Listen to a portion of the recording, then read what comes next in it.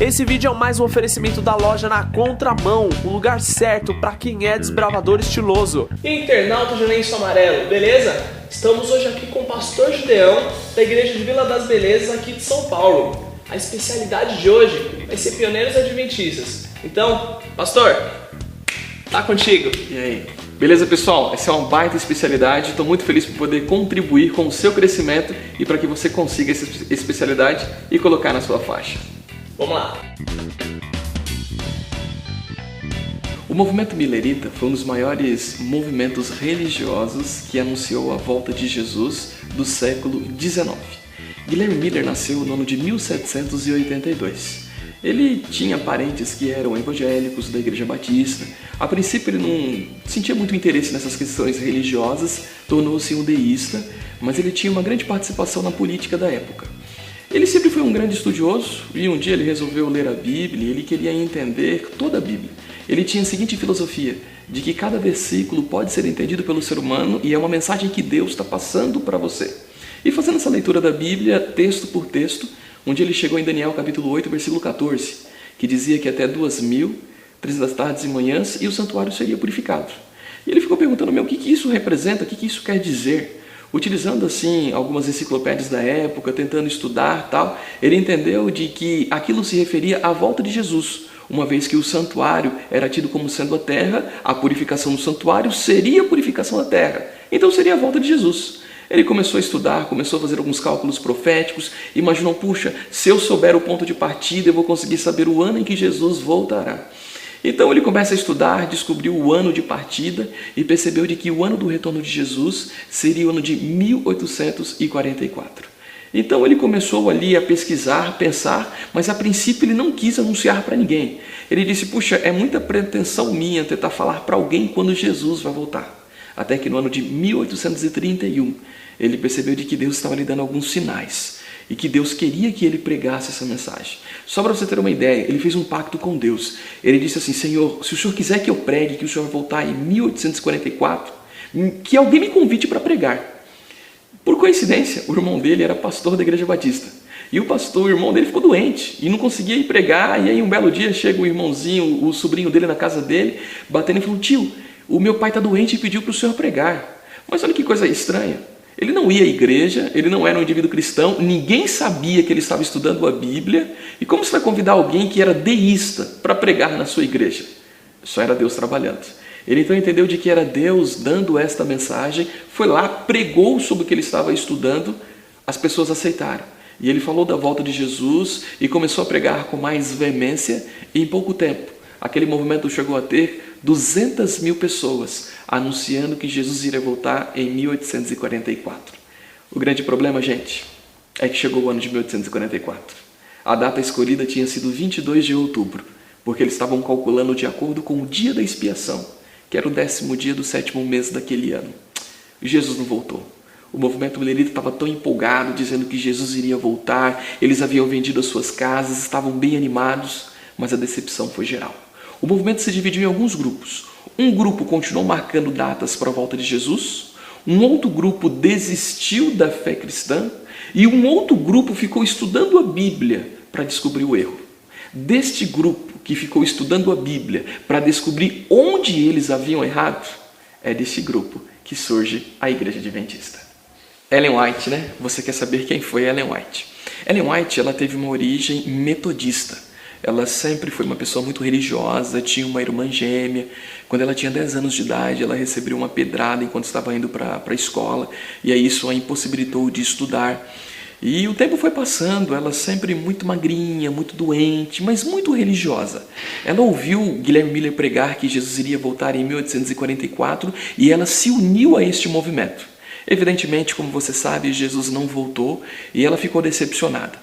Mas ela se uniu a um grupo de mais ou menos 50 pessoas que ficaram estudando a Bíblia para poder descobrir onde estava o erro, onde eles erraram no cálculo profético, por que Jesus não voltou naquele ano.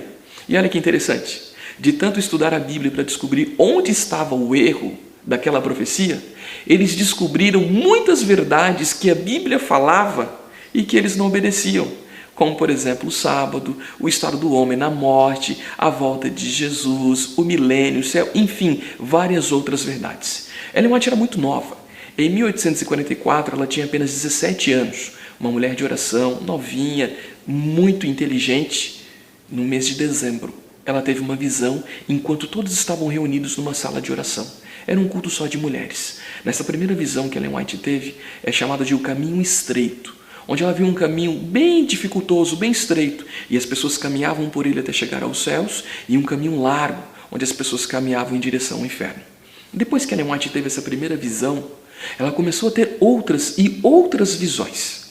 Mas uma coisa tem que ser claro contigo. Ellen White não é a fundadora da Igreja Adventista.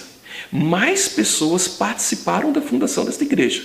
Ellen White foi uma das pessoas que ajudou, mas tivemos muitos outros nomes, muitas outras pessoas que foram importantes para organizar este movimento para chegar na Igreja Adventista.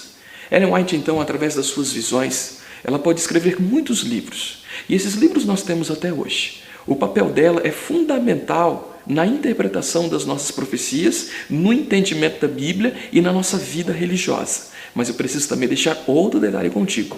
Ela teve mais ou menos umas 2.000 visões, escreveu cerca de 100.000 páginas, mas ela sempre foi muito equilibrada em relação à sua posição. Uma vez tentaram compará-la aquilo que ela escrevia com a Bíblia, ela disse assim, gente, os meus escritos não se comparam com a Bíblia. A Bíblia é uma luz maior e os meus escritos é uma luz menor. O meu objetivo é levar as pessoas à Bíblia. E em nenhum momento ela deixou comparar os livros dela com a Bíblia. Ela foi muito equilibrada, escreveu na área de saúde, na área de relacionamento, na área familiar, na área de comportamento, na área de eclesiologia, organização da igreja, enfim.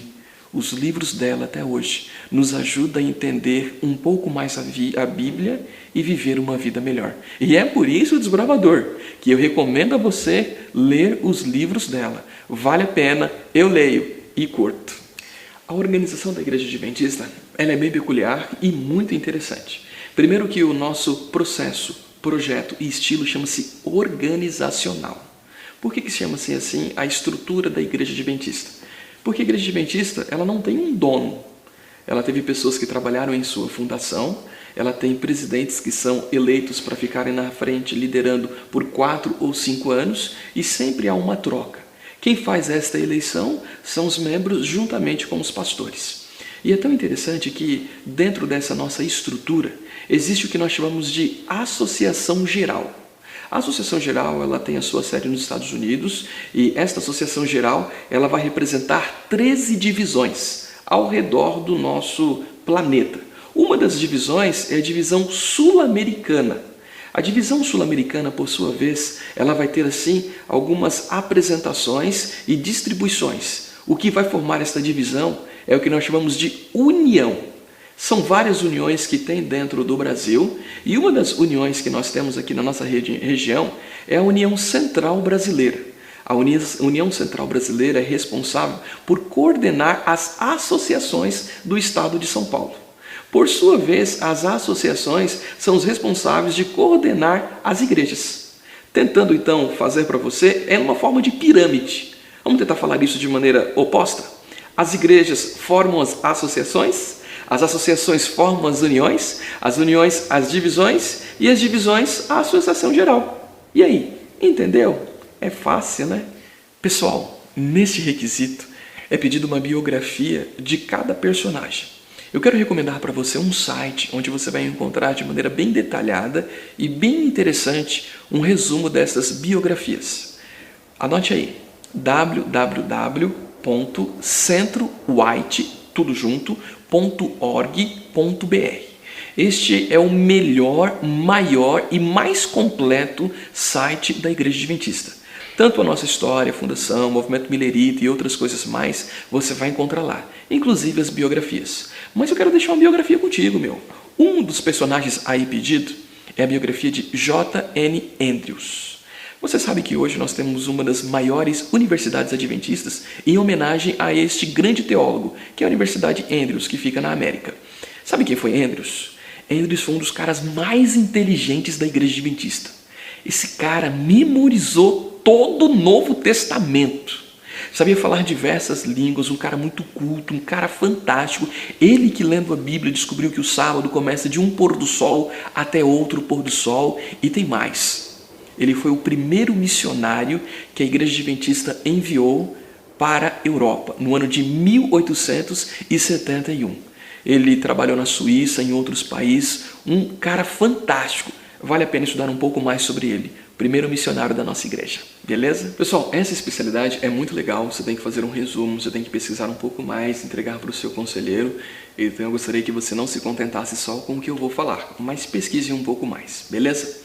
A Igreja Adventista, ela tem muitos departamentos, muitos, e a cada ano surgem departamentos novos de acordo com as necessidades. Mas eu queria falar para você de um departamento bem interessante, Escola Sabatina. Como tudo aconteceu.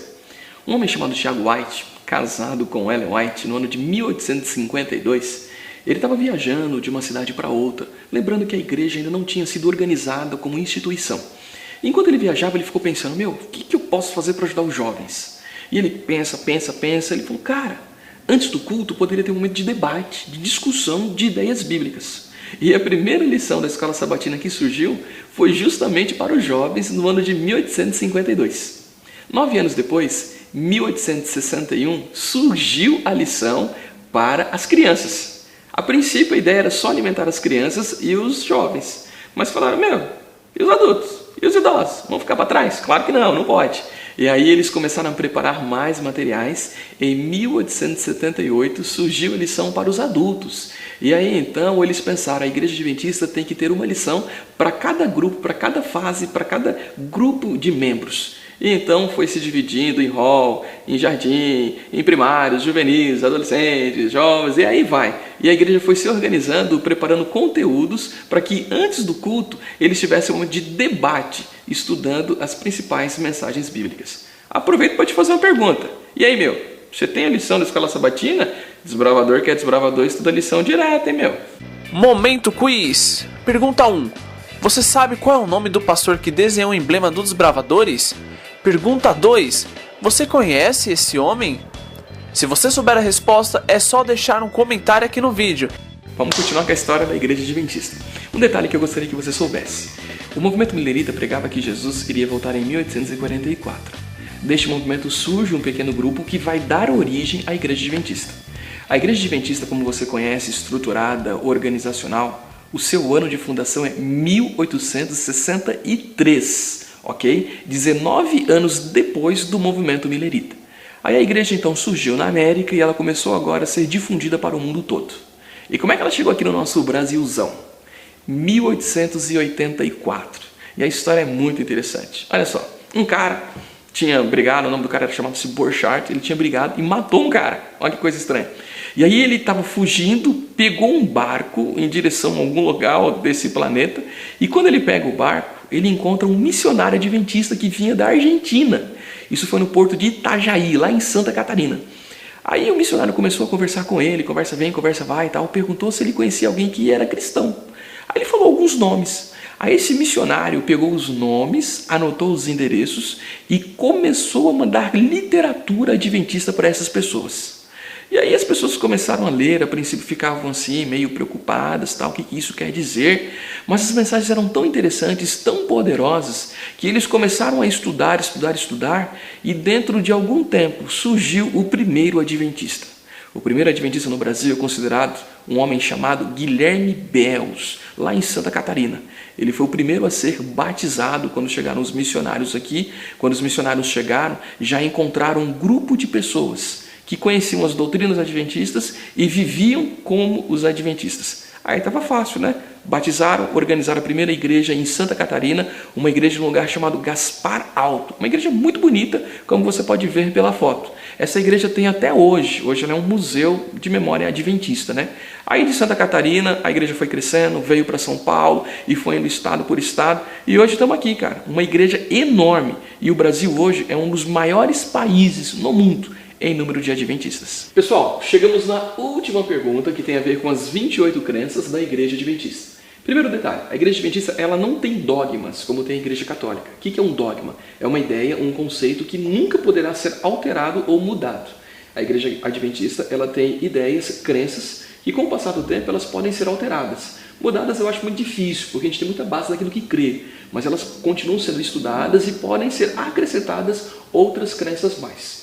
Nas 28 crenças, o seu requisito pede aí para você poder falar sobre cada uma delas e dar pelo menos 2 versículos. Primeiro eu quero te passar um site, www.nistocremos.net. Nesse site você vai encontrar todas as nossas crenças, a nossa história também, com vários textos bíblicos para você cumprir este requisito.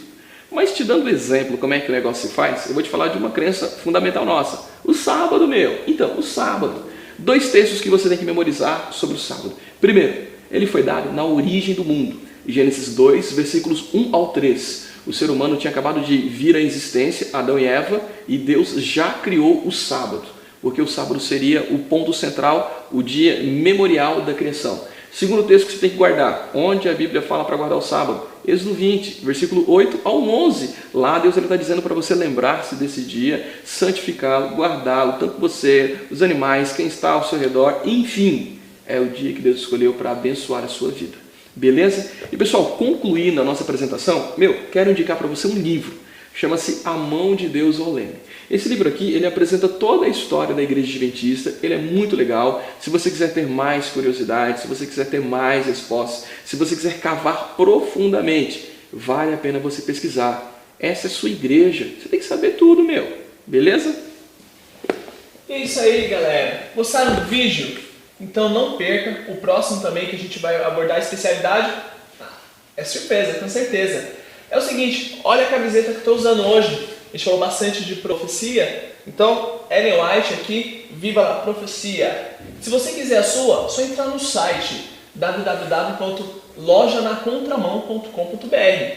Lá você vai ter acesso a várias camisetas com estilo, porque a gente merece ter estilo também, certo? Também gostaria de mandar um grande abraço para o Mundo das Especialidades, que ajuda a gente a cada vídeo, com as orientações, tudo para ficar cada vez melhor para vocês. E na descrição do vídeo tem aquelas páginas também que sempre dão uma força na divulgação, beleza?